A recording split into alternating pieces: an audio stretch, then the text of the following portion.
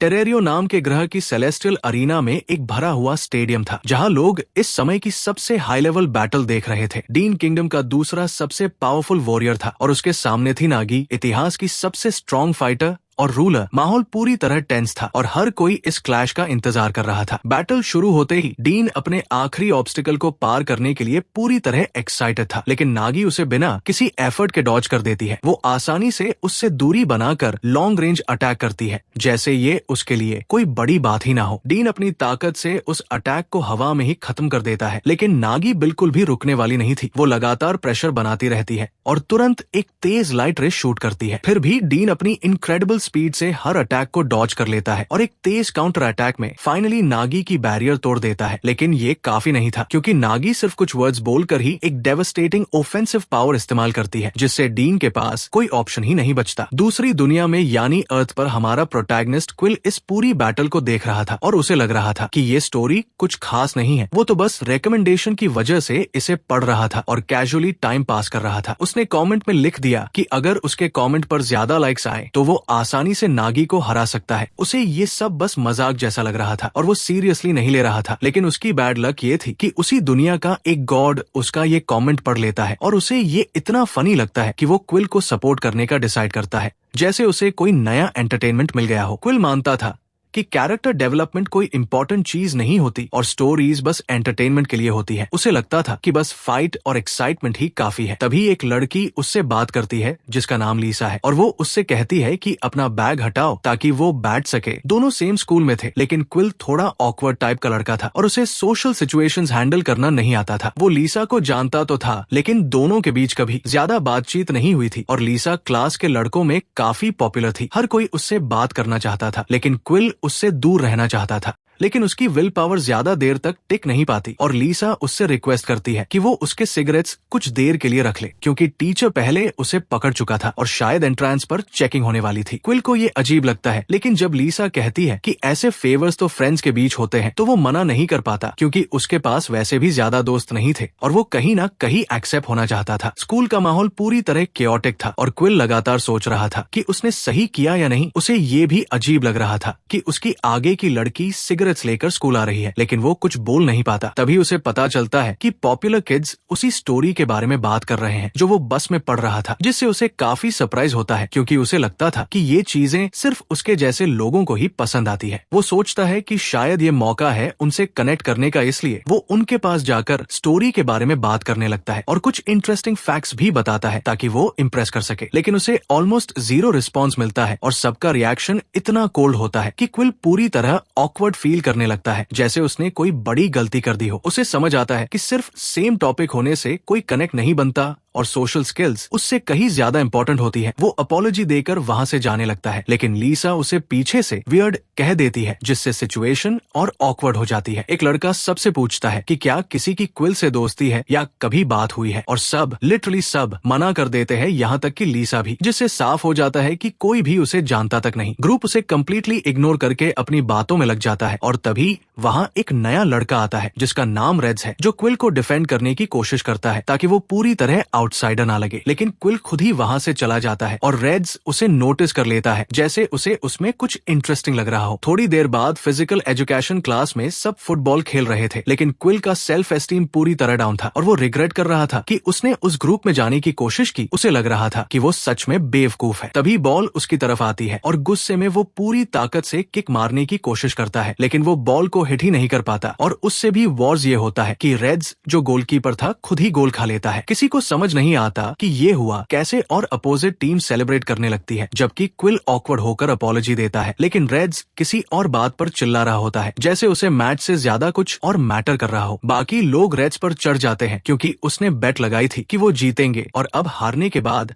उसे पैसे देने होंगे, लेकिन रेड्स को पैसे की ज्यादा परवाह नहीं थी। बाद में मेंस बाथरूम में क्विल लीसा के सिगरेट्स फेंक देता है और बैठकर फिर वही स्टोरी पढ़ने लगता है, लेकिन मैच की गलती उसे अंदर से परेशान कर रही थी और वो खुद से ही फ्रस्ट्रेट एड था। तभी उसे बाहर से आवाजें सुनाई देती है और रेड्स अपने दोस्तों के साथ अंदर आता है, तो क्विल वेट करने लगता है कि वो लोग चले जाएं। वो नहीं चाहता था कि कोई उसे उस हालत में देखे। एक लड़का कहता है कि क्विल सुबह से उन्हें इम्प्रेस करने की कोशिश कर रहा था और रेड्स इस बात पर हंसने लगता है, जैसे उसे उसे ये सब मजाक लग रहा हो। जब उससे पूछा जाता है कि वो क्विल को डिफेंड क्यों करता है तो कोई बताता है कि दोनों सेम प्राइमरी स्कूल में थे, लेकिन रेड्स कहता है कि वो क्लोज नहीं थे और उसे बस क्विल पर दया आती है। ये सुनकर क्विल अंदर से पूरी तरह टूट जाता है और उसे समझ आता है कि लोग उसे सीरियसली नहीं लेते। जाने से पहले उन्हें लगता है कि बाथरूम में कोई है और रेड्स उसे कावर्ड और पैथेटिक कह देता है। क्विल गुस्से और फ्रस्ट्रेशन से भर जाता है और सोचता है कि उसे स्टोरीज में मेन कैरेक्टर्स का हारना पसंद नहीं, क्योंकि रियल लाइफ में वो हमेशा हारता है और यही बात उसे सबसे ज्यादा हर्ट करती है। वो इस दुनिया से पूरी तरह तंग आ चुका था और अपनी खुद की स्टोरी जीना चाहता था। तभी उस दूसरी दुनिया का गॉड उसके थॉट्स सुन लेता है और डिसाइड करता है कि वो देखेगा कि क्विल असल में किस चीज का बना है। आसमान में एक विशाल लाइटनिंग स्ट्राइक तैयार होती है और वो सीधा स्कूल में क्विल के ऊपर गिरती है। सब कुछ एक पल में बदल जाता है और क्विल धीरे धीरे अपनी आंखें खोलने की कोशिश करता है। क्विल पूरी तरह कंफ्यूज था। उसके कानों में बहुत ज्यादा शोर गूंज रहा था और उसे समझ ही नहीं आ रहा था कि क्या हो रहा है। तभी एक नैरेटर अनाउंस करता है कि बैटल को सस्पेंड कर दिया गया है, क्योंकि नागी और डीन के बीच किसी अननोन का अचानक आ जाना कुछ ऐसा था जो पहले कभी नहीं हुआ था। क्विल धीरे धीरे अपनी आंखें खोलता है और देखता है कि वो ठीक उसी लड़की के सामने खड़ा है जिसे उसने अभी थोड़ी देर पहले स्टोरी में देखा था, और नागी बस ये जानना चाहती थी कि ये लड़का आखिर है कौन। अब सीन थोड़ा पीछे जाता है उस मोमेंट पर जब क्विल यहाँ आया ही नहीं था। डीन अपना हाथ खोकर जमीन पर गिर चुका था और पूरा स्टेडियम टॉप रैंक कर नागी की जीत सेलिब्रेट कर रहा था। दो वॉरियर्स आपस में फाइट के बारे में बात कर रहे थे। हेलमेट वाला कहता है कि ये बैटल बहुत प्रेडिक्टेबल थी और कुछ भी अनएक्सपेक्टेड नहीं हुआ, लेकिन उसके साथ खड़ी लड़की कहती है कि डीन ने एक्सपेक्टेशन से कहीं ज्यादा अच्छा परफॉर्म किया और ये फाइट सच में इम्प्रेसिव थी। वो एक्सप्लेन करती है कि जितने भी टूर्नामेंट्स अब तक हुए हैं, ये पहली बार था जब कोई नागी के डोमेन में एंटर कर पाया था और डीन की वो छोटी सी इंजरी भी एक्चुअली एक हिस्टोरिक मोमेंट थी। हेलमेट वाला आदमी हैरान होकर कहता है कि ऐसा कैसे हो सकता है कि पहली बार किसी ने उसे छुआ हो, लेकिन लड़की उसे करेक्ट करते हुए कहती है कि नागी पावर के हाईएस्ट लेवल पर है और ये बिल्कुल नॉर्मल है कि उससे पहले कोई उसे छू भी नहीं पाया। नागी की डिफेंस प्रैक्टिकली इनविंसिबल थी, एक ऐसा एब्सोल्यूट डोमेन जिसे ऑलमोस्ट कोई ब्रेक नहीं कर सकता था। ये अल्टीमेट लेवल ऑफ डिफेंस था। तभी अचानक आसमान में एक बहुत बड़ा लाइटनिंग स्ट्राइक बनता है और सीधा नागी के सामने गिरता है और यहीं पर क्विल की एंट्री होती है। स्टेडियम में मौजूद लोग डर जाते हैं क्योंकि डीन के अलावा कोई और भी नागी के एब्सोल्यूट डोमेन में घुस आया था, जो प्रैक्टिकली इम्पॉसिबल माना जाता था। डीन जमीन पर पड़ा हुआ था और सब लोग सोच रहे थे कि ये कैसे हो सकता है कि कोई रैंडम लड़का ऐसे ही उस डोमेन को क्रॉस कर दे। वही क्विल कूल दिखने की कोशिश कर रहा था, लेकिन अंदर से उसकी हालत ऐसी थी कि जैसे अभी पैनिक में कुछ भी हो सकता है। उसे खुद नहीं पता था कि वो यहाँ आया कैसे। अभी 2 सेकंड पहले वो अपने स्कूल के बाथरूम में था और अब अचानक यहाँ खड़ा है, लेकिन फिर उसकी नजर नागी पर जाती है और उसे लगता है कि उसने उसे कहीं देखा है। नागी उससे कहती है कि वो अपनी पहचान बताए। क्विल सोचता है कि अगर ये सच में नागी है तो ये सब कुछ सिंपल सपना नहीं हो सकता, लेकिन फिर खुद को काम करते हुए वो मान लेता है कि ये बस एक ड्रीम है। वो उसके पास जाने लगता है और कुछ बेवकूफी भरी बातें करने लगता है। तभी नागी उसे स्ट्रिक्टली कहती है कि वही रुक जाए, लेकिन क्विल उसकी बात नहीं मानता। तब नागी सीरियस हो जाती है और अपना डोमेन एक्टिवेट कर देती है, एक ऐसी फोर्स जो क्विल को अंदर तक हिला देती है और ये वो पावर थी जो उसने डीन के खिलाफ भी पूरी तरह यूज नहीं की थी। डीन नीचे पड़े पड़े ये समझ जाता है कि नागी ने उसके साथ अपनी पूरी ताकत इस्तेमाल ही नहीं की थी और उसे यकीन था कि क्विल तो इस प्रेशर में खड़ा भी नहीं रह पाएगा, लेकिन सरप्राइजिंगली वो अभी भी खड़ा था। असल में क्विल को कुछ समझ ही नहीं आ रहा था। उसे तो बस अपने आसपास की हवा और एनर्जी इंटरेस्टिंग लग रही थी और वो सिचुएशन की सीरियसनेस समझ ही नहीं पा रहा था। नागी को लगता है कि क्विल उसे चैलेंज कर रहा है, इसलिए वो अपनी स्वॉर्ड निकालती है और सीधे उसके खिलाफ रेडी हो जाती है। ये देखकर डीन भी शॉक हो जाता है क्योंकि उसने उसके खिलाफ ऐसा रिएक्शन नहीं देखा था। डीन सोचने लगता है कि आखिर ये लड़का है कौन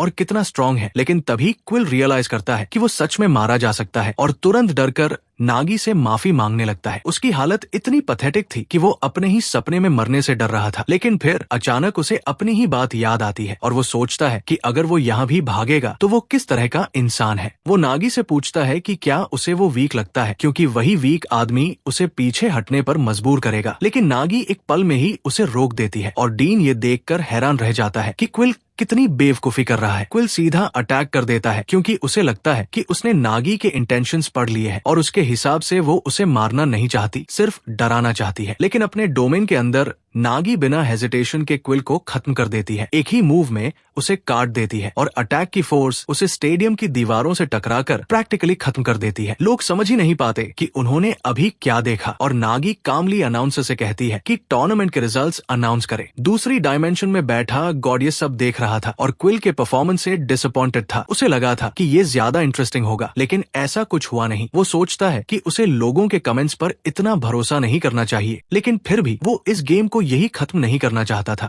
और आगे कंटिन्यू करने के लिए एक्साइटेड था। क्विल को लग रहा था कि वो मर चुका है और तभी अचानक एक अजीब सी रोशनी उसकी आंखों को ब्लाइंड कर देती है और वो खुद को एक नई जगह पर पाता है जहां एक लड़की उसे जोर से चिल्लाकर उठा रही थी। उस लड़की को हम लस कहेंगे। क्विल घबराकर उठता है और पूछता है कि वो कहाँ है, लेकिन तभी अचानक आग की एक लपट उसे घेर लेती है। लज उसे हवा में उठाकर पकड़ लेती है और गुस्से में कहती है कि वो पहले उसे माफ करने वाली थी, लेकिन अब उसने सवाल पूछने की हिम्मत की है तो वो उसे नहीं छोड़ेगी। क्विल कुछ समझ ही नहीं पाता कि क्या हो रहा है और जैसे जैसे लज उसका गला कसती है वो कहती है कि उसने एक लाइन क्रॉस कर दी है और अब उसे इसकी सजा मिलेगी। तभी अचानक कोई उसे रुकने का आदेश देता है और लज तुरंत रुक जाती है। क्विल जमीन पर गिरता है और देखता है कि उसे किसने बचाया। वो गॉड लज को उसकी स्वॉर्ड फॉर्म में बदल देता है और कैजुअली कहता है कि उस लड़की को माफ कर दे क्योंकि उसे पैदा हुए ज्यादा समय नहीं हुआ है। फिर वो खुद को इंट्रोड्यूस करता है। उसका नाम आर्थर है और वो इस दुनिया का गॉड है। ये सुनते ही क्विल रोने लगता है और उससे रिक्वेस्ट करता है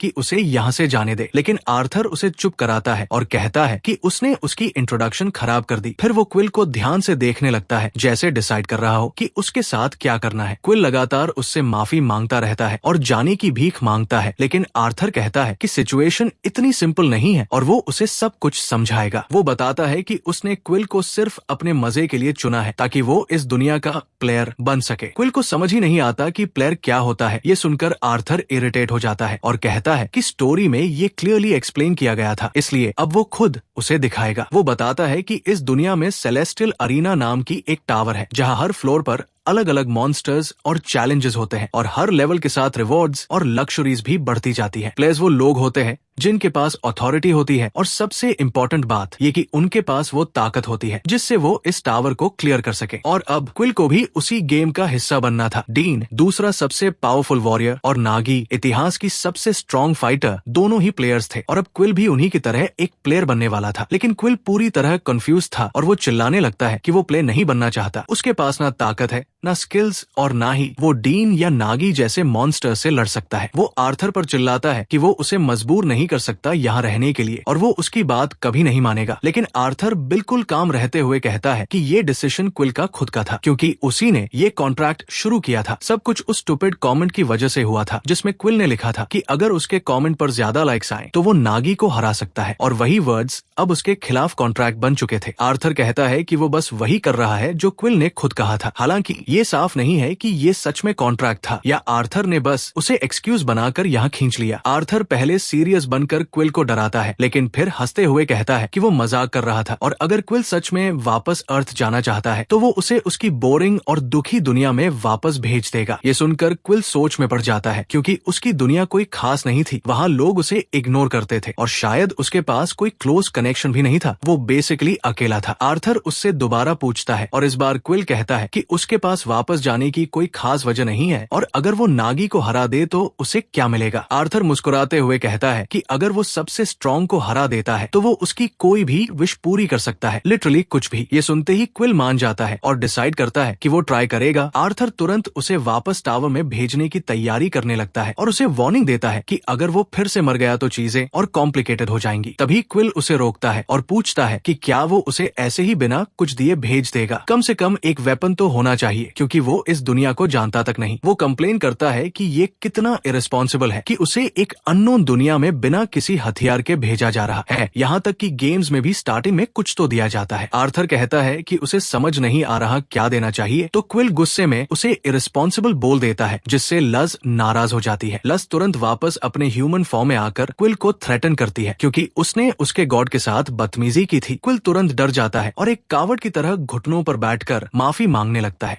आर्थर दूर खड़े ये सब देख रहा था और अचानक उसके दिमाग में एक मजेदार आइडिया आता है। वो इतना हंसता है कि खुद को रोक नहीं पाता क्योंकि उसे ये सिचुएशन काफी एंटरटेनिंग लग रही थी। वो डिसाइड करता है कि अगर क्विल को वेपन चाहिए तो लज ही उसकी वेपन बनेगी क्योंकि वो असल में लेजेंडरी स्वॉर्ड एक्सकैलिबर है। ये सुनकर दोनों ही शॉक्ड हो जाते हैं और किसी को भी ये आइडिया पसंद नहीं आता। लज आर्थर को छोड़ना नहीं चाहती थी लेकिन आर्थर उनकी कोई बात नहीं सुनता और उन्हें शांत रहने को कहता है क्योंकि उसने ऑलरेडी डिसीजन ले लिया था। आर्थर लज को जोर से क्विल की तरफ धक्का देता है और एक स्पेल एक्टिवेट करता है जिससे दोनों को वापस टेरेरियो भेजा जाता है। जाते जाते वो क्विल से कहता है कि लज बहुत पावरफुल है और एक परफेक्ट पार्टनर होगी उसके जैसे वीक लड़के के लिए। लज रोने लगती है और पूछती है कि आर्थर उसे छोड़कर क्यों जा रहा है, लेकिन पोर्टल एक्टिवेट हो जाता है और दोनों को सीधे टेरेरियो भेज दिया जाता है। इस बार उनकी एंट्री के साथ जो एक्सप्लोजन होता है वो और भी ज्यादा बड़ा होता है, जैसे दो लोगों के आने से इम्पैक्ट और भी स्ट्रॉन्ग हो गया हो। लेकिन कुछ अजीब होता है, लज का शरीर बदलने लगता है क्योंकि अब वो क्विल के पावर से लिंक हो चुकी थी। वो एक छोटी कमजोर बच्ची में बदल जाती है जिसके पास ज्यादा पावर नहीं है और ये देखकर क्विल पूरी तरह कंफ्यूज हो जाता है। वो सवाल पूछने लगता है लेकिन लज गुस्से में उसे ब्लेम करती है कि ये सब उसी की वजह से हुआ है। दोनों एक डेजर्ट में खड़े थे और लज अभी भी चिल्ला रही थी कि तभी अचानक एक जायंट उनके पीछे आ जाता है और वो लज पर हमला करने की कोशिश करता है। क्विल उसे वार्न करता है और लज किसी तरह उस अटैक को डॉज कर लेती है, लेकिन वो जायंट रुकने वाला नहीं था। वो पूरी ताकत से बार बार अटैक करता है जैसे वो उन्हें खत्म करना चाहता हो। क्विल सिर्फ ये देख सकता था कि हर पंच के साथ जमीन हिल रही थी और लज मुश्किल से उन अटैक से बच रही थी। आखिरकार लज क्विल के पास वापस आ जाती है और क्विल उस जायंट से पूछता है कि वो कौन है और क्यों हमला कर रहा है, लेकिन वो जवाब देने के मूड में नहीं था। वो कहता है कि यहाँ सवाल पूछने का हक उनका नहीं है और खुद को रेड हुड ग्रुप का लीडर बताता है। एक प्लेयर जो कहता है कि उसकी बेस पर अटैक करने की कीमत बहुत भारी होगी। उसकी बातें क्विल और लज को समझ ही नहीं आती, लेकिन वो अपने लोगों को ऑर्डर देता है कि पहले लज को पकड़ो और कई लोग उस पर टूट पड़ते हैं। लज गुस्से में कहती है कि उसे यही वजह थी कि उसे इंसानों की दुनिया पसंद नहीं है और क्विल पैनिक में नहीं समझ पाता कि क्या करे। लज उसे चुप कराती है और कहती है कि उसे सोचने दे। फिर वो क्विल से कहती है कि उसे मजबूती से पकड़ ले और वो अपनी ट्रांसफॉर्मेशन शुरू करती है ताकि वो फिर से एक्सकैलिबर बन सके। बाकी लोग समझ जाते हैं कि ये एक ईगो वेपन है, डिवाइन लेवल की वेपन जिसमें खुद की कॉन्शियसनेस होती है, लेकिन क्विल को समझ नहीं आता कि उसे करना क्या है। आर्थर दूर से ये सब देख रहा था और बस हंस रहा था क्योंकि उसे ये सब बहुत एंटरटेनिंग लग रहा था। लेकिन असली प्रॉब्लम ये थी कि लज अभी पूरी तरह रेडी नहीं थी और इसी हालत में दोनों पूरी तरह फंस चुके थे। अब उनके बचने का कोई आसान रास्ता नहीं था। लज एक ऐसी वेपन थी जिसके अंदर आत्मा थी। ऐसे वेपन्स डिवाइन होते हैं, लेकिन जरूरी नहीं कि वो हमेशा सबसे स्ट्रॉन्ग हो क्योंकि उनका बेस पावर तो अच्छा होता है, पर उनकी असली ताकत उनके विल्डर की मेंटल स्ट्रेंथ पर डिपेंड करती है। और इसी वजह से इस समय लज प्रैक्टिकली ऑलमोस्ट यूजलेस बन चुकी थी। हर बार जब लज ट्रांसफॉर्म होती थी वो एक अलग डायमेंशन में चली जाती थी जो स्वॉर्ड के अंदर होता था। वहाँ से वो बाहर की सारी चीजें देख सकती थी, लेकिन इस बार वो खुद ही वापस नॉर्मल फॉर्म में आ गई क्योंकि उसने खुद को पहले कभी इतना वीक और बेकार महसूस नहीं किया था। वो गुस्से में क्विल पर चिल्लाती है कि वो जो चाहे करे क्योंकि उसे अब किसी चीज से मतलब नहीं है और वो बस अकेले रहना चाहती है। उसकी हालत फ्रस्ट्रेशन और ह्यूमिलिएशन से भरी हुई थी। रेड हुड का लीडर ये सब देखकर सोचता है कि उसने गलती कर दी और क्विल पर चिल्लाने लगता है कि वो दोनों सिर्फ कचरा है और बार बार ये कहता है कि उन्होंने उसकी बेस पर हमला किया है और अब उन्हें इसकी कीमत चुकानी पड़ेगी। ये लोग सच में पागल थे और उनके इरादे काफी खतरनाक थे। कम से कम क्विल तो मेंटल ब्रेकडाउन के एज पर पहुंच चुका था, लेकिन लज और भी ज्यादा गुस्से में थी क्योंकि उसे क्विल के साथ कंपेयर किया जा रहा था। एनिमीज को उसके अंदर की पावर महसूस हो रही थी और साफ था कि ये लोग इस स्टोरी के सबसे नीचे लेवल के विलेंस में से हैं। वही आर्थर ये सब देखकर समझ जाता है कि लज ने अभी भी अपनी कुछ पावर होल्ड करके रखी हुई है। आर्थर के लिए ये सब सिर्फ एंटरटेनमेंट था और वो क्लियरली देख पा रहा था कि लज अपनी असली ताकत से कहीं ज्यादा स्ट्रॉन्ग है। सिर्फ एक अटैक में वो सामने की चट्टानों को चीर सकती थी। लज गुस्से में पूरी तरह जल रही थी और वो उन्हें भागने का मौका नहीं देना चाहती थी, लेकिन आर्थर को ये सब बोरिंग लगने लगता है। तभी आर्थर उसकी डिवाइन पावर एब्जॉर्ब कर लेता है और उसी के साथ लज वो आखिरी चीज भी खो देती है जो उसे स्पेशल बनाती थी, यानी उसका कनेक्शन उस डिवाइन डायमेंशन से जहां आर्थर रहता था। अब सिचुएशन और भी डेंजरस हो जाती है क्योंकि जैसे ही लीडर देखता है कि लज की पावर खत्म हो चुकी है वो तुरंत ऑर्डर देता है कि दोनों को खत्म कर दिया जाए। क्विल एल नोटिस करता है कि लज अब लड़ने के काबिल नहीं है और वो भागने का सोचता है, लेकिन फिर खुद से सवाल करता है कि क्या ये कावर्डनेस नहीं है। लेकिन जब वो लीडर की आंखों में देखता है उसे समझ आ जाता है कि अगर वो अभी नहीं भागा तो वो यही मारा जाएगा। कई लोग लज पर टूट पड़ते हैं और वो पीछे मुड़कर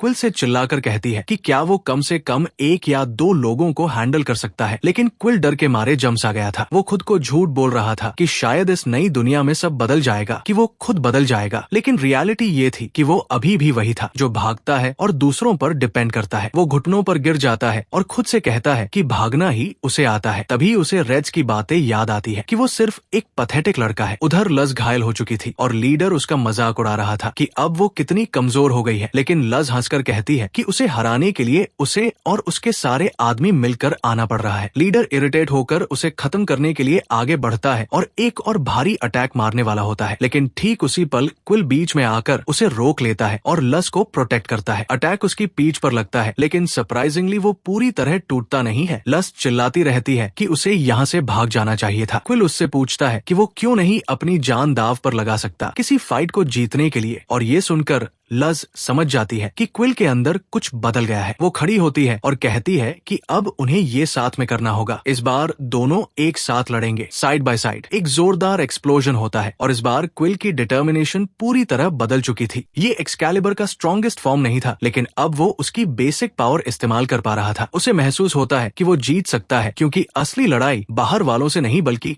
खुद से है। लज अपनी एनर्जी स्वॉर्ड में ट्रांसफर करती है और अब क्विल के हाथ में ग्लोइंग एक्सकैलिबर होती है। लीडर पीछे हटने वाला नहीं था। उसके आदमी उस पावर को देखकर डर गए थे, लेकिन वो खुद एक्साइटेड था, क्योंकि उसे ऐसे फाइटर्स पसंद थे जिनसे लड़ने में मजा आए। वो उन लोगों से नफरत करता था जो सिर्फ अपने वेपन्स पर डिपेंड करते हैं, और यही रीजन था कि उसने ये गैंग बनाई थी। वो अपनी ताकत पर पूरा भरोसा करता था। वो अपनी पूरी ताकत जमीन पर मारता है और एक बहुत बड़ी चट्टान को उखाड़कर हवा में उठा लेता है। उसे यकीन था कि एक ईगो वेपन उसके रॉ पावर का सामना नहीं कर सकती। वो पूरी ताकत से उस चट्टान को क्विल पर फेंक देता है ताकि उसे कुचल सके, लेकिन क्विल हिलता तक नहीं और एक काम स्टांस लेता है, जैसे उसे पूरा भरोसा हो। जैसे ही चट्टान उसके ऊपर गिरती है, एक तेज रोशनी उसे 2 हिस्सों में काट देती है और सब लोग शॉक में रह जाते हैं। एक्सकैलिबर का अटैक एक असली लाइट बीम जैसा था जो एक ही स्विंग में सारे एनिमीज को साफ कर देता है, लेकिन इसकी कीमत भारी थी। स्वॉर्ड क्विल की सारी एनर्जी अब्सॉर्ब कर लेती है और वो वही बेहोश होकर गिर जाता है। बाकी सारे रेड हुड बैंडिट्स भी हारकर गिर चुके थे। दूसरी तरफ आर्थर अपनी डायमेंशन में ये सब देखकर खुश था। अब उसे लग रहा था कि ये शो देखने लायक है और चीजें फाइनली इंटरेस्टिंग हो रही है। उसके हिसाब से अब सही कैंडिडेट्स एक जगह इकट्ठा हो चुके थे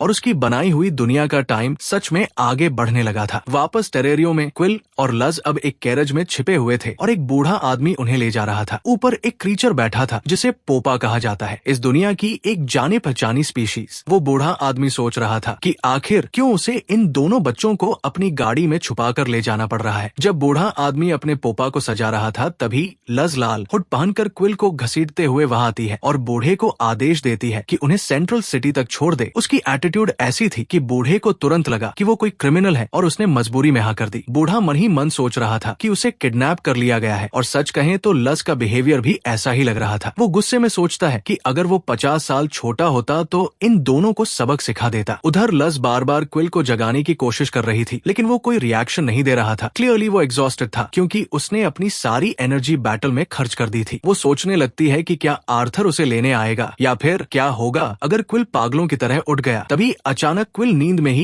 एक कोरियन डिश का नाम चिल्लाता है, जिससे लज डर जाती है और सिर पर एक पंच मार देती है, जिससे क्विल का सिर फूल जाता है। इसके बाद दोनों उस रेड हुड वाली फाइट के बारे में बात करने लगते हैं। क्विल खुद हैरान था कि उसने क्या किया, लेकिन लज उसे डांटती है क्योंकि उसे कुछ याद ही नहीं था। लज को लगता है कि क्विल ने आर्थर की डिवाइन पावर यूज की थी, और किसी गॉड की ताकत इस्तेमाल करना कोई छोटी बात नहीं होती। ये पावर लोगों को नॉकआउट करने के लिए थी, मारने के लिए नहीं। वो मानती है कि चाहे क्विल दिखने में बेवकूफ लगे, लेकिन उसने एक्सकैलिबर को पकड़कर डिवाइन पावर इस्तेमाल की, जो अपने आप में बड़ी बात थी। क्विल कहता है कि उसे कुछ वेग सा याद है, और लज उसे बोलती है कि जो भी याद है वो बता दे, क्योंकि हर चीज काम आ सकती है। लेकिन क्विल उल्टा उसे थैंक यू बोल देता है कि उसने उस पर भरोसा किया, और फिर उसका नाम लेने की कोशिश करता है, जिससे दोनों में बच्चों जैसी लड़ाई शुरू हो जाती है, क्योंकि लज इंसिस्ट करती है कि उसका नाम एक्सकैलिबर है। थोड़ी नोकझोंक के बाद आखिरकार वो सेंट्रल सिटी पहुंच जाते हैं, जहां से टावर शुरू होती है और यही प्लेयर्स को ट्रेन किया जाता है। क्विल एंट्रेंस पर सिक्योरिटी देखकर घबरा जाता है, क्योंकि उसके पास ऐसे आइटम्स थे जो इस दुनिया में अननोन थे और वो बस एक छोटी लड़की के साथ था। उसे लगता है कि अब उसे खुद ही सर्वाइव करना होगा, लेकिन लज उसे इंटरप्ट करके कहती है कि पैसे की चिंता नहीं है क्योंकि उसने रेड हुड गैंग का सारा लूट ले लिया है और अब वो खुद को टीम की बड़ी बहन मान रही थी। दोनों ये डिसाइड कर रहे थे कि रात को क्या खाएंगे, तभी अचानक कोई चिल्लाता है कि उन्हें पकड़ लिया गया है। असल में वो बूढ़ा आदमी गार्ड्स के पास कंप्लेंट करने चला गया था कि उसे किडनैप किया गया। वो गार्ड्स को बता रहा था कि इन बच्चों ने उसे थ्रेटन किया था। लज गुस्से में चिल्लाती है कि उसने बस मदद मांगी थी, लेकिन क्विल तुरंत खुद को विक्टिम बना देता है और कहता है कि वो तो बेहोश था। ये सुनकर लज उसे पीटना शुरू कर देती है और गार्ड चिल्लाते हैं कि ड्रामा करने का कोई फायदा नहीं क्योंकि रेड हुड गैंग वांटेड है। और बूढ़ा कहता है कि ये दोनों उसी गैंग के लोग हैं। शुरू से ही बूढ़े को यही लगा था कि ये दोनों क्रिमिनल्स हैं और अब सारे सोल्जर्स उन्हें घेर लेते हैं। दूर से एक और आदमी ये सब बिना समझे जज कर रहा था। लज समझ जाती है कि सिचुएशन डेंजरस हो चुकी है और क्विल खुद को थप्पड़ मारता है क्योंकि उसका कावर्ड साइड फिर से भागना चाहता था, लेकिन इस बार उसने डिसाइड कर लिया था कि वो नहीं भागेगा। वो सोचता है कि शायद बात करके सिचुएशन क्लियर की जा सकती है क्योंकि ये सब एक मिसअंडरस्टैंडिंग है, लेकिन उससे पहले लज सीधा अटैक कर देती है। अब क्विल को समझ आता है कि इस दुनिया में लोग सच में पागल हैं क्योंकि लज बिना सोचे गार्ड्स को मारने लगती है और चिल्लाती है एक कम हुआ। वो महसूस करती है कि उसकी ताकत धीरे धीरे वापस आ रही है और सोचती है कि इन गार्ड्स को हराने के लिए उसकी रॉ स्ट्रेंथ ही काफी होगी। गार्ड्स भी बिना सोचे हमला करते हैं क्योंकि उन्हें लगता है कि लज प्लेयर नहीं है और वो आसानी से जीत जाएंगे, लेकिन लज उनकी लैंस छीनकर एक गार्ड के चेहरे पर दे मारती है और दूसरे के फेस पर ब्रूटल फोर्स से मारती है। वो उन्हें वीक समझकर थोड़ा डिसअपॉइंटेड होती है, लेकिन गार्ड्स अब समझ जाते हैं कि पावर गैप बहुत बड़ा है और उनका लीडर ऑर्डर देता है कि मेन गार्ड लीडर को बुलाओ। लज जमीन पर वार करके अपनी स्पीड से लगातार गार्ड्स को गिराती रहती है, लेकिन तभी ऊपर से एक जबरदस्त हमला आता है और क्विल चिल्लाकर उसे वार्न करता है। गार्ड लीडर पूरी ताकत से हमला करता है, लेकिन लज समय रहते स्वॉर्ड में ट्रांसफॉर्म हो जाती है और अटैक बचाकर फिर से क्विल के हाथ में आ जाती है। स्वॉर्ड के अंदर से लज चिल्लाती है कि वो उस अटैक को डॉज कर सकती थी, लेकिन क्विल कहता है कि उसके पास ऐसी स्पीड नहीं है। उसकी सबसे बड़ी ताकत उसकी चालाकी है। जैसे एक प्रे को पता होता है कि असली खतरा कहाँ है। आर्थर की दी हुई पावर से उसकी इंस्टिंक्ट और तेज हो गई थी और उसे साफ महसूस हो रहा था कि गार्ड लीडर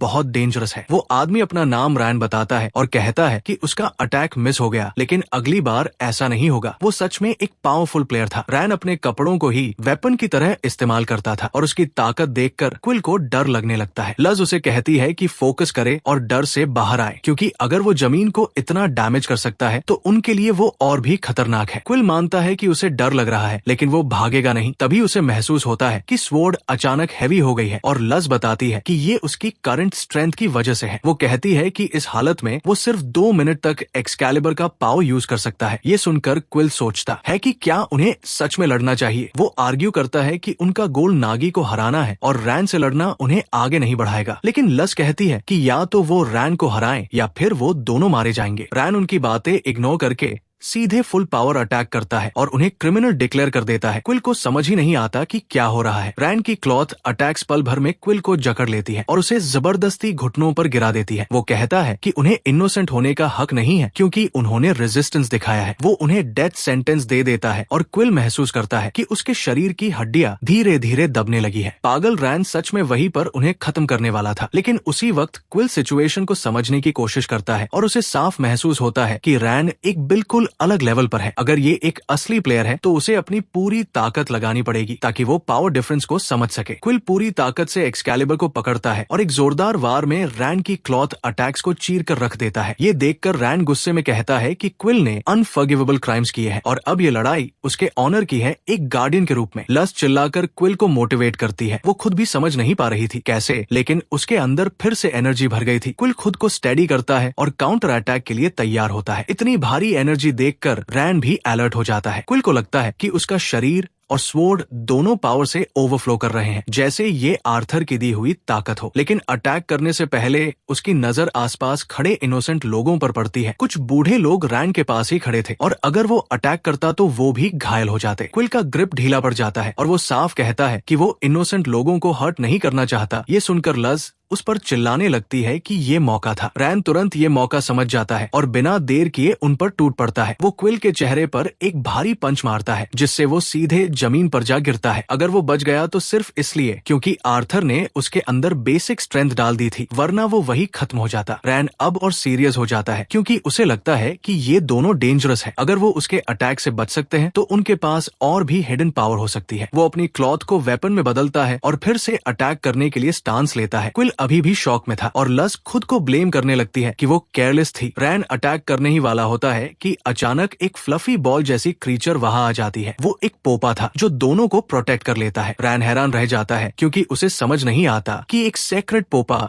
इन दोनों को क्यों बचा रहा है। लोगों में फुसफुसाहट शुरू हो जाती है कि अगर किसी को पोपा भी प्रोटेक्ट करे तो रैन भी उसे हार्म नहीं कर सकता क्योंकि पोपा इस दुनिया में सेक्रेड होते हैं। रैन मजबूरी में अपना अटैक रोक देता है। वो अब कन्विंस था कि ये दोनों हॉस्टाइल हैं, लेकिन पोपा की वजह से वो उन्हें मार नहीं सकता। इसलिए वो लस को बेहोश करने के लिए एक कंट्रोल्ड अटैक करता है और बाकी गार्ड्स को आदेश देता है कि दोनों को कैसल की सेल में बंद कर दिया जाए। इस तरह दोनों को कैद कर लिया जाता है। रैन अपने किंग को सारी बात बताता है और किंग कहता है कि उसने जल्दबाजी में बच्चों पर अटैक किया। उसे तो मजा आता अगर वो देखता कि पोपा ने रैन को कैसे रोका। रैन इंसिस्ट करता है कि ये दोनों सस्पिशियस है और कुछ अजीब पावर रखते हैं। तब किंग क्विल की टाई दिखाता है और कहता है कि इसका मटेरियल और डिजाइन अलग है, इसलिए ये लोग अनयूजुअल है। किंग को याद आता है कि उसने पहले भी किसी को ऐसी टाई में देखा था और वो नाम लेता है रेड्स का, जो इस दुनिया में आया था और नागी के गिल्ड में शामिल हो गया था। वो एक्सप्लेन करता है कि ये सिटी फैक्शंस या गिल्ड्स में डिवाइडेड है और हर फैक्शन का एक लीडर होता है। इसलिए डीन जैसे लोगों को हर नए व्यक्ति पर ध्यान देना पड़ता है। उधर जेल में क्विल और लस बंद थे और उनके पास एक पोपा भी था जो जैसे उन्हें प्रोटेक्ट कर रहा था। क्विल लस से बात करने की कोशिश करता है लेकिन वो उसे इग्नोर कर देती है। क्विल समझ जाता है कि ये सब उसकी गलती है। अगर वो समय पर अटैक करता तो शायद वो यहाँ नहीं होते। फ्रस्ट्रेशन में वो खुद को मारने लगता है। लस उसे रोकती है और खुद माफी मांगती है। वो कहती है कि फाइट उसने शुरू की थी और वो सिचुएशन हैंडल नहीं कर पाई, इसलिए ये सब उसकी गलती भी है। वो क्विल से कहती है कि वो उसे मारे ताकि वो रिस्पॉन्सिबिलिटी ले सके, लेकिन क्विल कंफ्यूज हो जाता है कि ये कैसी थिंकिंग है। उसे लगता है कि लस का दिमाग बस वायलेंस से भरा है और इसलिए वो हर सिचुएशन में फाइट करना चाहती है। वो टॉपिक बदल देता है और उसे लस कहकर बुलाता है, जबकि उसका असली नाम एक्सकैलिबर है। लस को फर्क नहीं पड़ता कि क्विल उसे क्या बुलाता है और दोनों कुछ देर के लिए शांत हो जाते हैं, लेकिन काफी समय बीत चुका था और अब उन्हें एस्केप करना था। बाहर गार्ड्स नींद में थे और तभी रैन और डीन वहाँ पहुँचते हैं। गार्ड्स माफी मांगते हैं लेकिन डीन कैजुअली कहता है कि इतनी बोरिंग जगह में किसी को भी नींद आ जाएगी। रैन उन्हें डांटता है और पूछता है कि कैदी कहाँ है। तभी अचानक जेल के एक साइड में जोरदार एक्सप्लोजन होता है। क्विल और लस दीवार तोड़कर बाहर निकल आते हैं और ये देखकर डीन भी शॉक हो जाता है। रैन गुस्से में गार्ड्स को मारने ही वाला था कि ये केओस और बढ़ जाता है। रैन कहता है कि इतना शोर करना बेवकूफी है और क्विल ऑलमोस्ट बेहोश होने वाला था क्योंकि उसने दीवार तोड़ने में बहुत एनर्जी खर्च कर दी थी। लेकिन रैन अपनी क्लॉथ पावर से तुरंत कंट्रोल ले लेता है और दोनों को गिरा देता है। उन्हें अचानक महसूस होता है कि उनका शरीर भारी हो गया है। क्विल समझ जाता है कि उनकी क्लोथ्स ही हैवी हो गई है और रैन एक पल में उनके पास पहुंचकर उन्हें सरेंडर करने को कहता है। क्विल उसे समझाने की कोशिश करता है कि वो बैंडेड नहीं है और उनका सिर्फ एक ही गोल है, टावर पर चढ़ना, लेकिन रैन उसकी बात नहीं मानता। वो कहता है कि बहुत लोग इसी बहाने यहाँ आते हैं, जैसे इंसेक्ट्स लाइट की तरफ आते हैं और वो सबको एक जैसा ही देखता है। अब उनके पास या तो फाइट करने का ऑप्शन था या फिर पूरी तरह सरेंडर करने का, और दोनों ही रास्ते आसान नहीं थे। रैन कहता है कि बहुत लोग टावर पर चढ़ना चाहते हैं ताकि वो इन्फिनिटली रिच बन सके, लेकिन टावर कोई आसान जगह नहीं है। वहाँ ऐसे प्लेयर्स भरे पड़े हैं जो उससे भी ज्यादा पावरफुल है और ये दोनों तो उनके सामने कुछ भी नहीं है। वो साफ कह देता है कि ये बच्चे टावर के चैलेंजेस पार नहीं कर पाएंगे। तभी डीन बीच में बोलता है कि अब काफी है और वो सीधे क्विल से बात करना चाहता है। क्विल उसे पहचान लेता है, वही वॉरियर जो नागी से हारा था, और डीन खुद को इंट्रोड्यूस करता है कि वो इस एंट्री विलेज का किंग है। क्विल पूरी तरह हेल्पलेस महसूस कर रहा था। उसे लग रहा था कि इन दोनों के सामने उसका कोई चांस नहीं है, लेकिन इससे पहले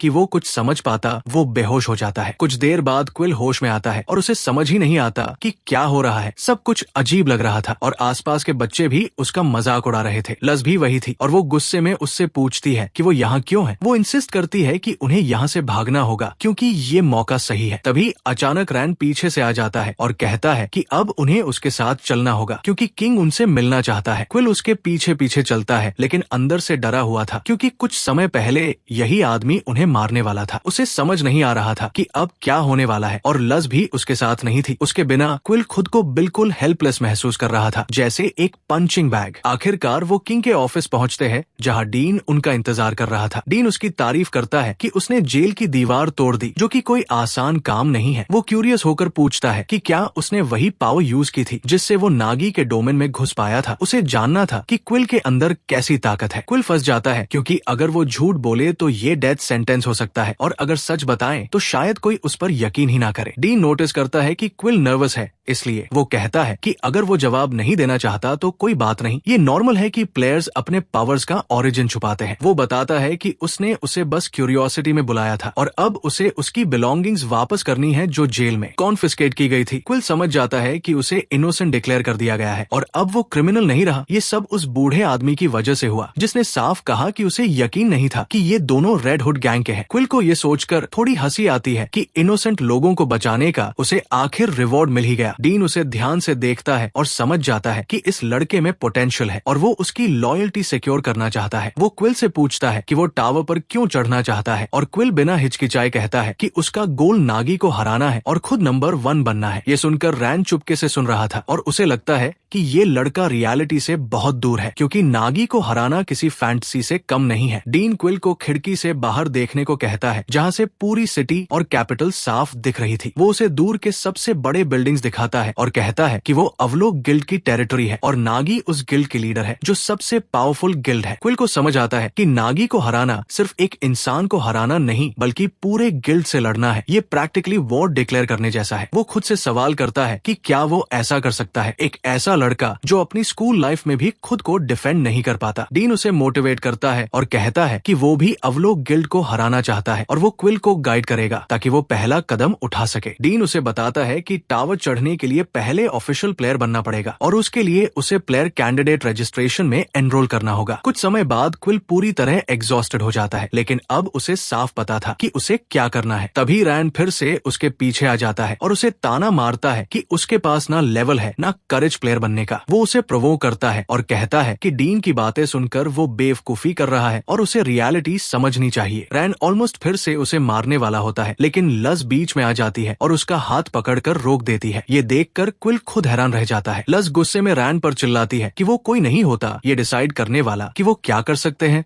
या नहीं। वो कहती है कि वो और क्विल दोनों स्ट्रॉन्ग बनेंगे और उसे गलत साबित करेंगे। क्विल भी हिम्मत जुटाकर कहता है कि वो दोनों सबसे स्ट्रॉन्ग बनेंगे और एक दिन नागी को हराएंगे। ये सुनकर रैन उन्हें वार्निंग देता है कि वो उन पर नजर रखेगा जब तक उनकी एरोगेंस खत्म नहीं हो जाती। जैसे ही रैन चला जाता है क्विल डर के मारे जमीन पर बैठ जाता है और लज उसे डांटती है कि उठे क्योंकि उन्हें आगे बढ़ना है। अब दोनों डिसाइड करते हैं कि उन्हें क्या करना है और सीधे रजिस्ट्रेशन के लिए निकल पड़ते हैं। वहाँ पहले से बहुत सारे लोग खड़े थे जो प्लेयर बनना चाहते थे। यहाँ एक औरत थी जिसका नाम लाया था और वो इस विलेज में कैंडिडेट्स को सिलेक्ट करने की जिम्मेदार थी। सब कुछ तैयार था और सिलेक्शन प्रोसेस शुरू होने वाला था, लेकिन इससे पहले स्टोरी थोड़ा पीछे जाती है क्योंकि ऑथर अक्सर पिछले इवेंट्स दिखाता है ताकि चीजें क्लियर हो सके। और असल में उस समय क्विल और लज अभी भी इस नई दुनिया में पूरी तरह खोए हुए थे। क्विल सोचता है कि वो खुद ही जगह ढूंढ लेगा, लेकिन डीन ने उसे पहले ही कहा था कि अगर रास्ता भटक जाए तो बस उन लोगों के पीछे चलना जो रफ दिखते हों। पर प्रॉब्लम ये थी कि क्विल को खुद ही नहीं पता था कि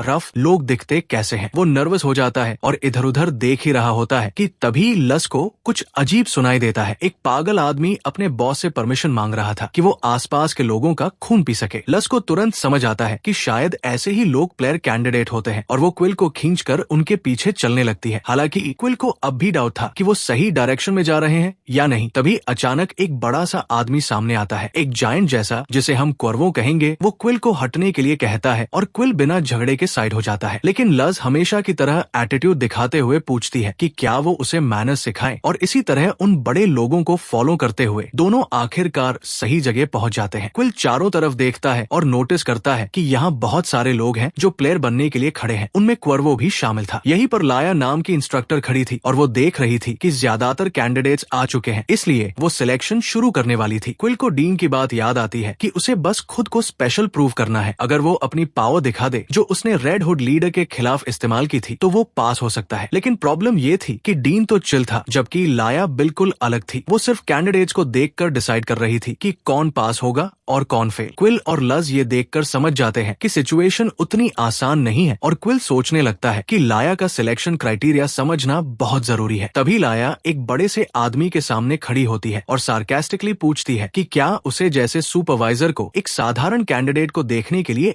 ऊपर देखना पड़ेगा। वो आदमी आदमी बच्चे की तरह जवाब देता है, जिससे लाया इरिटेट हो जाती है और पीछे खड़े सभी लोगों को डिस्क्वालीफाई कर देती है। पीछे खड़ा एक आदमी गुस्से में बोलता है कि वो 5 घंटे से इंतजार कर रहा है और उसे मौका तक नहीं मिला। तब लाया उसे अपना क्राइटेरिया दिखाने का फैसला करती है। वो एक बड़ा स्टोन गोलम समन करती है और कहती है कि सिलेक्शन का सिर्फ एक रूल है, जो वो डिसाइड करे वही फाइनल है, और अगर किसी को प्रॉब्लम है तो वो उससे लड़ सकता है। वो साफ कहती है कि ये लोग अपनी आंखों से डिफरेंस देखे कैंडिडेट और इंस्ट्रक्टर के बीच, ताकि उन्हें अपनी जगह समझ आए। लेकिन लज इस बात से बिल्कुल अग्री नहीं करती और जोर से बोलती है कि सिर्फ प्लेयर होने से उसे दूसरों को नीचा दिखाने का हक नहीं मिलता। लज गुस्से में कहती है कि अगर प्लेयर होना ऐसा है तो लाया खुद ही एक जोक है। क्विल उसे शांत कराने की कोशिश करता है, लेकिन लज और भड़क जाती है। वो कहती है कि अगर प्लेयर बनने के लिए ऐसा बनना पड़ता है तो इसका कोई मतलब नहीं है। लाया ये सुनकर सीधे लज के सामने आ जाती है। वो कहती है कि अगर लज एक हिट भी सह लेती है तो वो उसे कैंडिडेट मान लेगी, और लज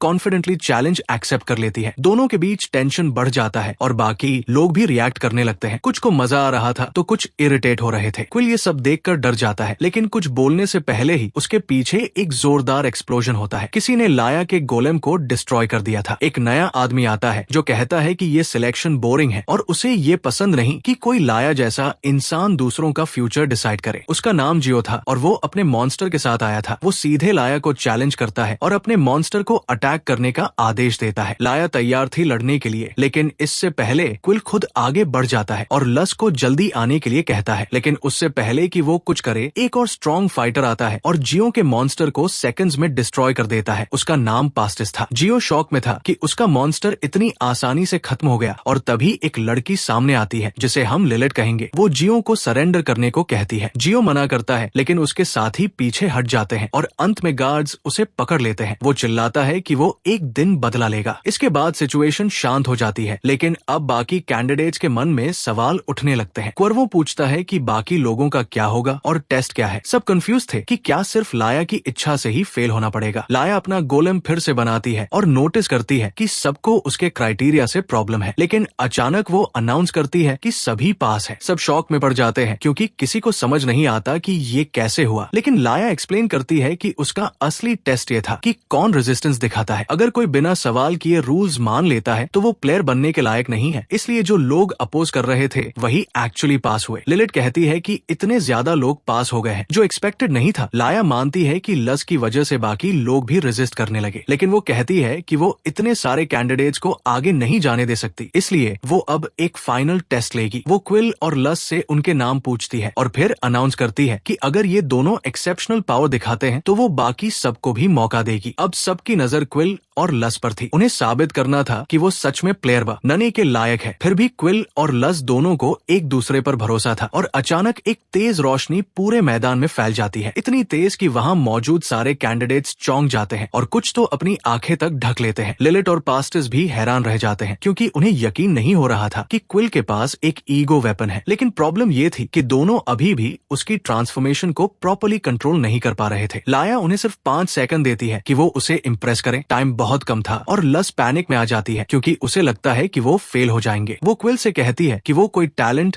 या स्ट्रॉन्ग इमोशन यूज करे ताकि स्वॉर्ड ज्यादा पावर जनरेट कर सके, लेकिन क्विल खुद ही हेल्पलेस था क्योंकि उसे लगता था कि उसके पास कोई खास टैलेंट ही नहीं। लेकिन तभी उसे एक चीज याद आती है जो सिर्फ उसके पास है। वो लस से कहता है कि उस पर भरोसा करे और अपना ट्रम्प कार्ड दिखाने के लिए तैयार हो जाता है। सबके सामने वो अपना फोन निकालता है, लेकिन वो पूरी तरह डिस्चार्ज होता है। ये देखकर सब लोग शॉक में पड़ जाते हैं कि ये आखिर है क्या। लज इरिटेट होकर उसे बेवकूफ कहती है और खुद अटैक करने के लिए आगे बढ़ती है। उसे लगता है कि क्विल बस मजाक कर रहा है, लेकिन इसी केओस के बीच लाया अचानक अनाउंस करती है कि वो दोनों पास हो चुके हैं। किसी को समझ नहीं आता कि ऐसा क्यों हुआ, लेकिन लाया क्लियरली सैटिस्फाइड थी और गोलेम से नीचे उतरते हुए कहती है कि ऐसे कैंडिडेट्स यूजफुल होते हैं। वो कैजुअली मेंशन करती है कि वो भी सेलफोन्स के बारे में जानती है और फिर अनाउंस करती है कि क्विल और लस की वजह से यहाँ मौजूद सभी लोग पास हो गए हैं। क्विल के मन में सवाल उठता है कि इस दुनिया में कोई सेलफोन को कैसे जानता है, लेकिन लाया बस इतना कहती है कि उसे खुद आंसर्स ढूंढने होंगे। अब क्विल ऑफिशियली एक प्लेयर कैंडिडेट बन चुका था और अगर उसे आगे बढ़ना है तो उसे और स्ट्रॉन्ग बनना होगा। कुछ देर बाद क्विल फिर से डीन के पास जाता है और उससे सेलफोन के बारे में पूछता है। लेकिन डीन साफ कह देता है कि उसे इसके बारे में कुछ नहीं पता। वो कहता है कि वो पूरी तरह फोकस्ड है नागी को हराने पर और बाकी चीजों में उसका इंटरेस्ट नहीं है। इसलिए क्विल ये टॉपिक वही खत्म कर देता है। रूम से बाहर निकलते हुए क्विल सोचता है कि अगर लाया सेलफोन जानती है तो शायद इस दुनिया में और भी अर्थ के लोग मौजूद हैं। लेकिन अपने पुराने वर्ल्ड को याद करके उसे डर लगता है। वो बदलना चाहता है लेकिन ये आसान नहीं होगा। उधर एक थीफ छुपकर क्विल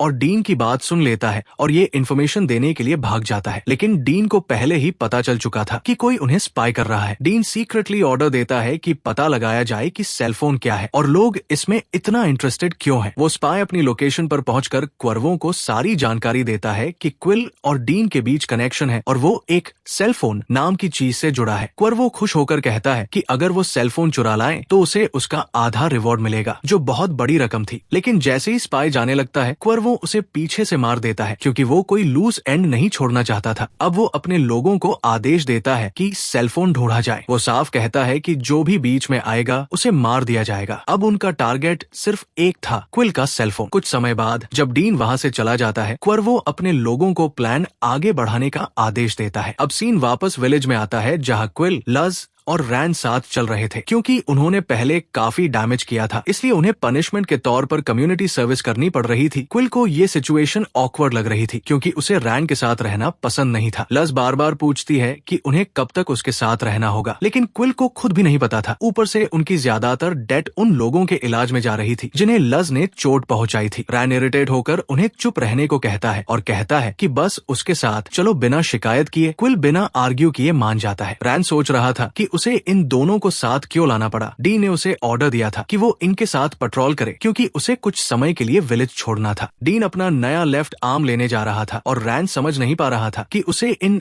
प्रॉब्लमैटिक किड्स का बेबी सिटर क्यों बनना पड़ा। तभी एक छोटा बच्चा रैन से टकरा जाता है और उसके कपड़ों पर सॉस गिरा देता है। क्विल और लस सोचते हैं कि अब ये बच्चा गया काम से, लेकिन रैन सरप्राइजिंगली कुछ नहीं करता जिससे दोनों शॉक हो जाते हैं। फिर बाकी बच्चे आकर अपने दोस्त को डांटते हैं कि उसने रैन को डिस्टर्ब किया। क्विल हैरान होता है कि बच्चे अपने दोस्त से ज्यादा रैन की रिस्पेक्ट कर रहे हैं क्योंकि वो उनके प्रोटेक्टर है। कुछ देर बाद क्विल रैन से कहता है कि वो बच्चों में काफी पॉपुलर है। रैन जवाब देता है कि क्विल भी कुछ कम नहीं क्योंकि पोपा बार बार उसके पास आकर उसे प्रोटेक्ट करते हैं। रैन एक्सप्लेन करता है कि पोपा स्पिरिचुअल बीइंग्स है जो टावर से आते हैं और उन्हें छूना भी मुश्किल होता है। उनका क्विल को प्रॉट ECT करना कोई कोइंसिडेंस नहीं था। क्विल पूछता है कि क्या रैन प्लेयर बना ताकि वो लोगों की रक्षा कर सके। रैन कहता है कि बिना पावर के वो बस एक साधारण इंसान होता। वो अपनी ताकत का इस्तेमाल करता है ताकि वो उन लोगों का कर्ज चुका सके जिन्होंने उस पर भरोसा किया और साथ ही वो इनजस्टिस को सजा दे सके। क्विल उसकी बातें सुनता है लेकिन पूरी तरह समझ नहीं पाता। रैन को भी फर्क नहीं पड़ता और वो आगे बढ़ते रहते हैं। लज हैरान होती है कि क्विल ने उससे ऐसे सवाल पूछे, लेकिन क्विल कहता है कि वीक लोगों को सिर्फ प्रोटेक्ट नहीं करना चाहिए बल्कि उन्हें गाइड करना चाहिए ताकि वो खुद भी स्ट्रॉन्ग बन सके। तभी अचानक विलेज के बीचों बीच एक जबरदस्त एक्सप्लोजन होता है और लस तुरंत पहचान लेती है कि ये उसी मार्केट से आया है जहाँ से वो अभी गुजरे थे। अब तीनों वापस मुड़ते हैं ये देखने के लिए कि आखिर वहाँ क्या हो रहा है। पूरा ये केओस और डिस्ट्रक्शन क्वर्वो और उसके आदमियों ने किया था। वो सबको जल्दी करने का आदेश दे रहा था क्योंकि उनका टारगेट था उस लड़के को पकड़ना जिसके पास वो आर्टिफैक्ट है, यानी क्विल। लोग डर के मारे भाग रहे थे और पूरा मार्केट बैटलफील्ड बन चुका था। तभी क्विल और लज वहां पहुंचते हैं और समझने की कोशिश करते हैं कि आखिर हो क्या रहा है। क्विल तुरंत समझ जाता है कि ये कोई रैंडम अटैक नहीं है, ये लोग सही मौके का इंतजार कर रहे थे और अब उन्होंने स्ट्राइक किया है। रैन भी उसकी बात कंफर्म करता है कि ये एक टेररिस्ट अटैक है। रैन तुरंत क्विल से कहता है कि वो गार्ड्स को वार्न करे और खुद वो अटैकर्स को रोकने के लिए आगे बढ़ता है। उसकी स्पीड इतनी तेज थी कि वो पल भर में गायब हो गया। क्विल को ये ठीक नहीं लगता कि रैन अकेले जा रहा है, लेकिन लज उससे पूछती है कि वो खुद क्या करेगा। क्विल मानता है कि वो फाइटर नहीं है, इसलिए वो गार्ड्स को इन्फॉर्म करने जाएगा। उधर रैन पूरी स्पीड में दौड़ रहा था और खुद से गुस्सा था कि उसने अपनी ड्यूटी छोड़ दी थी। तभी उसके सामने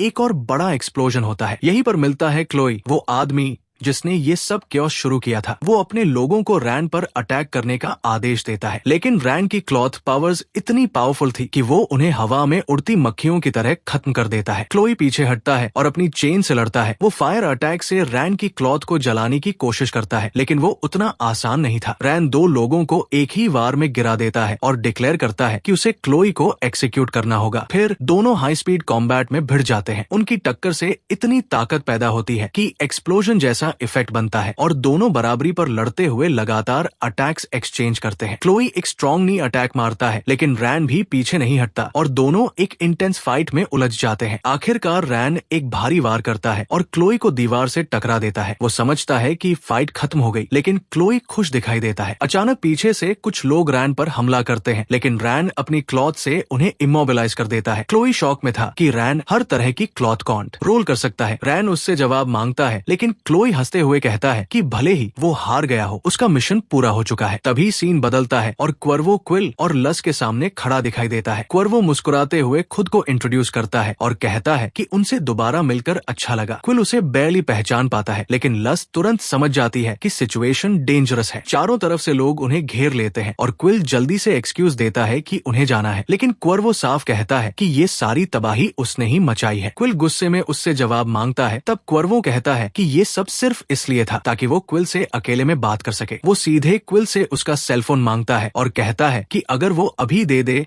तो वो उसे जिंदा छोड़ देगा। उधर सेलेस्टियल टावर में मेरी नाम की मैकेनिक डीन के साथ है और डीन उससे कह रहा है कि वो जल्दी करे क्योंकि उसके विलेज में कुछ भी हो सकता है। मेरी कहती है कि वो पूरी स्पीड से काम कर रही है और रैन जैसे गार्ड सब संभाल सकते हैं, लेकिन डीन मानता है कि रैन हर सिचुएशन हैंडल नहीं कर सकता। डीन उससे सेलफोन के बारे में पूछता है और मेरी बताती है कि ये रूमर्स एक व्यक्ति रुपीस की वजह से फैले हैं जिसके पास ऐसा आर्टिफैक्ट है जो पावर्स को कॉपी, स्टोर और एम्पलीफाई कर सकता है। अब बहुत लोग ऐसे आर्टिफैक्ट के पीछे पागल है और उसे पाने के लिए कुछ भी कर सकते हैं। वापस क्विल के पास आते हैं। इस बार वो भागने वाला नहीं था, बल्कि सिचुएशन को एनालाइज कर रहा था। उसे साफ दिख रहा था कि अगर वो गलत मूव करेगा तो मारा जाएगा। उसे यकीन नहीं था कि क्वर्वो उसे छोड़ देगा। उसे लगता था कि फोन देने के बाद भी वो दोनों मारे जाएंगे, इसलिए वो टाइम गेन करने की कोशिश करता है। लेकिन क्वर्वो बिना वार्निंग के उसे एक जोरदार थप्पड़ मारता है और चेतावनी देता है कि कोई चालाकी करने की कोशिश ना करे। लस गुस्से में आ जाती है, लेकिन क्विल उसे रोकता है और कहता है कि वो सिचुएशन हैंडल करेगा। उसे समझ आ चुका था कि क्वर्वो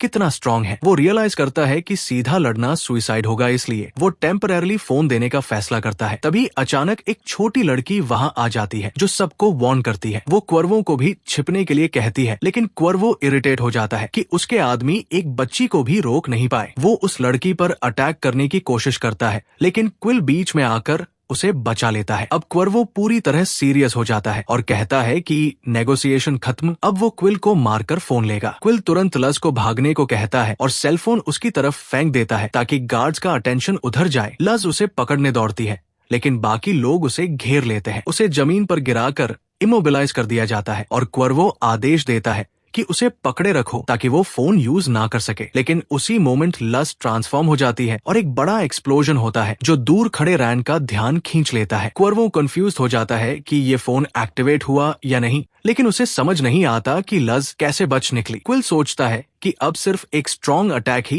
इस सिचुएशन को खत्म कर सकता है और यह लड़ाई अब अपने असली मोड़ पर पहुंच चुकी थी। क्विल उस छोटी लड़की से कहता है कि वो दूर रहे वरना उसे चोट लग सकती है। तभी क्वर्वो उससे पूछता है कि उसे ईगो वेपन जैसी ताकत कहां से मिली, लेकिन क्विल उसे कोई जवाब देने के बजाय सीधे अटैक कर देता है और एक जबरदस्त एनर्जी वेव छोड़ता है जो सामने की हर चीज को मिटा देती है। उसका ये हमला इतना पावरफुल था कि क्वर्वो और उसके आदमी सीधा उसमें बचाते हैं और उसी वक्त जब लोग अभी भी केओस समझने की कोशिश कर रहे थे, अवलो के स्काउट्स भी वहां पहुंच जाते हैं। इनमें डूम, सिका और रेड्स भी शामिल थे और अवलो साफ कहता है कि अब ये सिचुएशन उनके कंट्रोल में है। ये कोई रिक्वेस्ट नहीं बल्कि सीधी ऑर्डर है। रैन ये सुनकर नाराज होता है, लेकिन मान जाता है क्योंकि फायर अब विलेज से बाहर फैल रहा था और मामला सीरियस हो चुका था। वापस बैटलफील्ड में क्विल खड़ा था, लेकिन उसकी हालत खराब थी क्योंकि उसने अपनी सारी एनर्जी उस एक अटैक में लगा दी थी। उसकी आंखों के सामने अंधेरा छाने लगा था। वो नोटिस करता है कि लस अनयूजुअली चुप है और उसे कुछ गड़बड़ लगती है, इसलिए वो सबसे पहले उस छोटी लड़की को सेफ जगह ले जाने की सोचता है। लेकिन तभी क्वर्वो फिर से उठ खड़ा होता है। उसने पूरा अटैक फेस किया था, फिर भी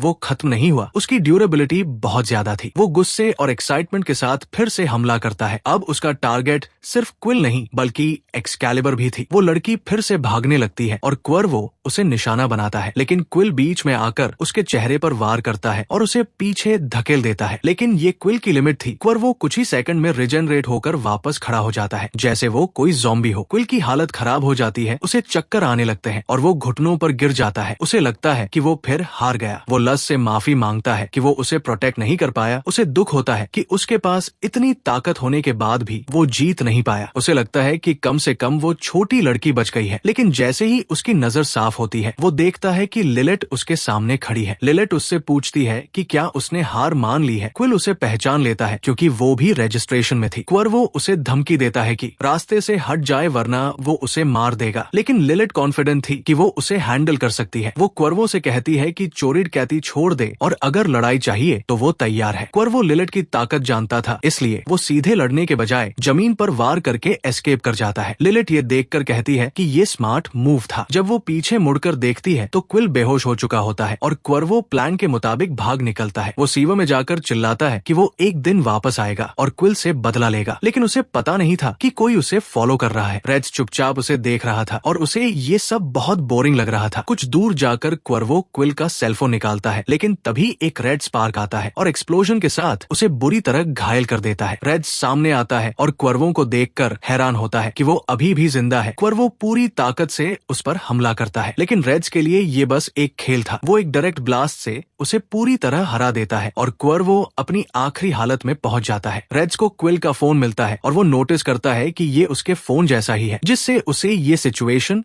और इंटरेस्टिंग लगने लगती है। उधर लिलिट अभी भी बैटलफील्ड में खड़ी थी और सिका के साथ लड़ने के लिए तैयार थी। वो नहीं चाहती थी कि क्विल को नुकसान पहुंचे। सिका और डूम को ऊपर से ऑर्डर मिला था कि डिस्टर्बेंस से जुड़े सभी लोगों को खत्म किया जाए, इसलिए वो क्विल को टारगेट कर रहे थे। रैन पास में खड़ा था, लेकिन वो कुछ नहीं कर सकता था क्योंकि अवलो से लड़ना मतलब सीधे वोर छेड़ना था जो पूरे विलेज को बर्बाद कर सकता था। इसलिए वो अंदर ही अंदर स्ट्रगल कर रहा था और लिलिट पर भरोसा करने के अलावा उसके पास कोई ऑप्शन नहीं था। सिका इंतजार करते करते परेशान हो जाती है और खुद अटैक करने के लिए तैयार हो जाती है। तभी अचानक वो छोटी लड़की वापस आ जाती है, लेकिन इस बार वो अकेली नहीं थी। उसके साथ वो सारे कैंडिडेट्स भी थे जिन्हें क्विल ने इनडायरेक्टली हेल्प किया था। डूम उनसे पहचान पूछता है, लेकिन वो कहते हैं कि वो बस प्लेयर कैंडिडेट्स हैं और क्विल के दोस्त हैं। वो उसका कर्ज चुकाने आए हैं। उनका कहना था कि क्विल की वजह से उन्हें मौका मिला, इसलिए अब उसे प्रोटेक्ट करना उनका कर्तव्य है। तभी टनल के अंदर से एक रेड फ्लेम तेजी से निकलती है और बैटलफील्ड की तरफ बढ़ती है, एक इंटेंस एनर्जी वेव के साथ। और ये सब रेड्स के मैसेज के बाद हो रहा था। अब सिचुएशन और भी खतरनाक होने वाली थी। फिलहाल डूम सबको आदेश देता है कि अपने प्लान्स रोक दिए जाए। सिका को ये बात पसंद नहीं आती, लेकिन डूम उसे याद दिलाता है कि स्क्वाड लीडर का ऑर्डर मानना ही पड़ेगा, इसलिए सब पीछे हट जाते हैं। जाते जाते डूम बाकी कैंडिडेट से कहता है कि वो भी एक प्लेयर एस्पिरेंट है और आखिरी टेस्ट में फिर मुलाकात होगी। इस तरह बिना कुछ किए ही ये बड़ा कॉन्फ्लिक्ट खत्म हो जाता है। इसके बाद पूरा एक हफ्ता बीत जाता है और डीन अपनी नई अपग्रेड के साथ वापस लौटता है। वो अपने विलेज के साथ हुई तबाही से काफी नाराज था। धीरे धीरे विलेज रिकवर होने लगता है और क्विल भी अब काफी बेहतर फील कर रहा था। लज भी उसके साथ थी, लेकिन वो अब भी क्वर्वो से हारने को लेकर गुस्से में थी। लज उसके लिए बेस्ट रूममेट नहीं थी क्योंकि वो लगातार इरिटेट रहती थी और ऊपर से क्विल के पास मिलने वाले विजिटर्स की भी कमी नहीं थी। रूम में हमेशा शोर बना रहता था। पास्टिस भी उससे मिलने आता है और क्विल उसका शुक्रिया करता है क्योंकि उसी की वजह से बाकी कैंडिडेट्स ने उसकी मदद की थी। क्विल अभी भी अटैक को लेकर परेशान था, लेकिन पास्टिस उसे शांत करता है और बताता है कि क्वर्वो खत्म हो चुका है और उसके लोग पकड़े जा चुके हैं। वो कहता है कि सबसे जरूरी है कि दोनों ठीक हो जाए और रिकवर करें, बाकी चीजें बाद में देखी जाएंगी। क्विल टावर के बारे में सोचता है जहां नागी रहती है, लेकिन उसके पास उसके बारे में ज्यादा जानकारी नहीं थी, इसलिए वो पास्टिस से पूछता है, लेकिन पास्टिस मना कर देता है क्योंकि वो दोनों राइवल्स है प्लेयर बनने के लिए, इसलिए वो कोई इन्फॉर्मेशन शेयर नहीं कर सकता और वहां से चला जाता है। तभी और लोग गिफ्ट्स लेकर आते हैं और इतनी भीड़ हो जाती है कि क्विल को डर लगता है कि कहीं रूम टूट ही ना जाए, लेकिन कोई जाने को तैयार नहीं था। तभी रैन आता है और क्विल को समझ आ जाता है कि अब कुछ गड़बड़ होने वाली है। रैन ओपनली कहता है कि उसे आजकल के कैंडिडेट्स पसंद नहीं है, लेकिन फिर भी वो उनके सामने घुटनों पर बैठ जाता है और उन्हें धन्यवाद देता है क्योंकि उन्होंने विलेज को बचाया था। ये सीन देखकर सब शॉक रह जाते हैं क्योंकि किसी ने रैन से ये एक्सपेक्ट नहीं किया था। वो क्वाइटली रूम छोड़ देता है। बाहर जाते हुए वो क्विल की बात याद करता है कि वो उसे समझ नहीं पाता, लेकिन अब उसने डिसाइड किया कि वो उसे एक्सेप्ट करेगा और यही उसका डेट चुकाने का तरीका होगा। इसके बाद रैन सीधे डीन के पास जाता है क्योंकि किंग उससे जवाब चाहता था। वापस क्विल के पास आते हैं। उसे उसका फोन वापस मिल जाता है जो लिलिट को सीवर में मिला था, लेकिन अभी भी ये क्लियर नहीं था कि असली मास्टरमाइंड कौन था। लज हैरान होती है कि इतने लोग फोन के पीछे थे, फिर भी वो सीवर में कैसे छूट गया। तब क्विल समझता है कि इसके पीछे कोई और भी है। उसे लगता है कि इस दुनिया में और भी लोग हैं जो अर्थ से आए हैं, लेकिन तभी कुछ अजीब होता है। उसके फोन पर अचानक कॉल आने लगती है। क्विल घबराते हुए कॉल उठाता है और सामने से रेड्स बोल रहा होता है। वो कैजुअली उसे एडवाइस देता है कि अपना फोन इतनी आसानी से किसी को मत देना। क्विल नर्वस होते हुए उससे पूछता है कि वो कौन है और यही रिवील होता है कि रेड्स वही उसका स्कूलमेट है जो अर्थ पर उसके साथ था। रेड्स को ये मजाक लगता है कि क्विल सोच रहा था कि वो अकेला ही चोजन है और वो उसे मिलने के लिए बुलाता है। उसी दिन दोनों अवलो बॉर्डर पर मिलते हैं जहाँ रेड्स लगातार क्विल को नीचा दिखाता रहता है। वो क्विल से पूछता है कि वो उसका नाम लेकर क्यों घूम रहा है। क्विल पैनिक में उसे समझाने की कोशिश करता है कि ये सब मिसअंडरस्टैंडिंग है, लेकिन रेड्स मानता है कि क्विल को इस दुनिया में जो केओस उसने फैलाया है उसके लिए जिम्मेदारी लेनी चाहिए। क्विल सिर झुकाकर माफी मांगता है। रेड्स उसे फिर से इंसल्ट करता है और कहता है कि वो अभी भी एक पैथेटिक लड़का है। जाते जाते वो उसे वार्निंग देता है कि वो प्लेयर एग्जाम में हिस्सा न ले, लेकिन इस बार क्विल उसे रोकता है और साफ मना कर देता है। रेड्स हैरान रह जाता है कि वही वीक लड़का अब उसे चैलेंज कर रहा है। क्विल कहता है कि वो बदल चुका है और वो किसी की कॉपी नहीं कर रहा। वो अपना फोन नदी में फेंक देता है और कहता है कि चाहे कुछ भी हो वो टावर पर चढ़ेगा और टॉप 1 बनेगा। रेड्स गुस्से में आ जाता है और डिसाइड करता है कि वो खुद क्विल को रोकेगा। वो उसकी विल तोड़ने के लिए फोर्स यूज करेगा। क्विल उसकी एनर्जी महसूस करता है जो एक्सकैलिबर जैसी थी और समझ जाता है कि ये लड़ाई आसान नहीं होगी। तभी अचानक रैन बीच में आ जाता है और अपनी क्लॉथ पावर से रेड्स को पकड़ लेता है। वो क्विल से कहता है कि वो वापस मैंशन जाए क्योंकि लज उसके लिए चिंतित है। रेड्स हंसता है और कहता है कि रैन उसे रोक नहीं पाएगा, लेकिन रैन भी सीरियस था और उसे सजा देने के लिए तैयार था। दोनों के बीच फाइट शुरू होती है और रेड्स अपने फोन जैसी पावर से रैन के अटैक को कैंसिल कर देता है, लेकिन रैन भी पीछे नहीं हटता और लगातार अटैक्स करता है। दोनों की फाइट इंटेंस हो जाती है और पावर क्लैश होने लगता है। भाइयों, आज की वीडियो में बस इतना ही। मिलते हैं नेक्स्ट पार्ट में। तब तक के लिए जो भाई चैनल पर नए हैं चैनल को सब्सक्राइब करें और बेल आइकॉन ऑन कर लें ताकि अगली वीडियो आप सभी को सबसे पहले मिले।